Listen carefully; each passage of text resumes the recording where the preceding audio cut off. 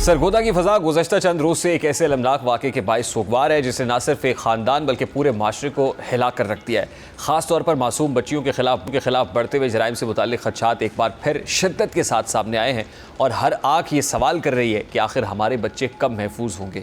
अब 7 साल मुंतहा ज़हरा के साथ पेश आने वाला सानिया भी इन्हीं सवालात को जन्म दे रहा है। एक नन्ही बच्ची जो घर से मामूल की ख़रीदारी के लिए निकली थी, चंद लम्हों बाद एक ऐसे जुर्म का शिकार बन गई जिसने पूरे इलाके को गम और गुस्से में मुब्तला कर दिया है। मुंतहा ज़हरा के केस ने इब्तदाई से अवामी तवज्जो हासिल की। बच्ची के लापता होने के बाद अहले खाना की परेशानी, उसकी तलाश और फिर उसकी लाश की बरामदगी ने हर शख्स को अफसुर्दा करके रख दिया है। इब्तदाई तहकीकात में पुलिस ने इस वाक़े को ज़्यादती की कोशिश के दौरान कत्ल करार दिया और इस सिलसिले में मरकज़ी मुलजिम अरसलान समेत दीगर अफराद के खिलाफ मुकदमा दर्ज किया गया।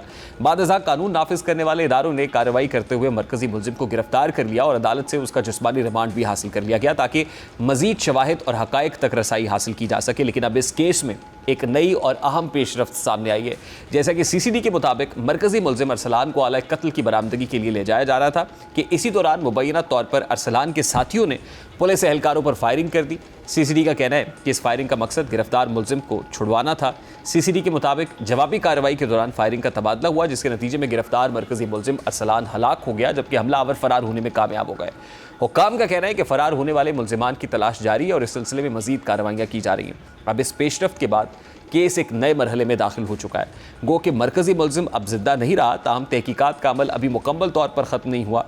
जैसा कि कानून नाफिज करने वाले इदारों के अपने मौक़िफ़ के मुताबिक इस मुकदमे में दीगर अफराद भी शामिल हैं जिनके किरदार का तयन होना भी अभी बाकी है। यही वजह है कि तफ्तीश का दायरा बदस्तूर वसी है और मुतल्लिका इदारे वाक़े के तमाम पहलुओं को मुकम्मल तौर पर वाज़ेह करने की कोशिश कर रहे हैं। इस केस का सबसे अहम पहलू यह है कि आवाम की तवज्जो अब सिर्फ एक मुलजिम तक महदूद नहीं रही बल्कि पूरे वाक़े की हकीकत जानने पर मरकूज़ है। लोग ये जानना चाहते हैं कि इस जुर्म की मंसूबी कैसे हुई, इसमें कितने अफराद शामिल थे और जुर्म के मुख्तलिफ मराहिल में किसने क्या किरदार अदा किया।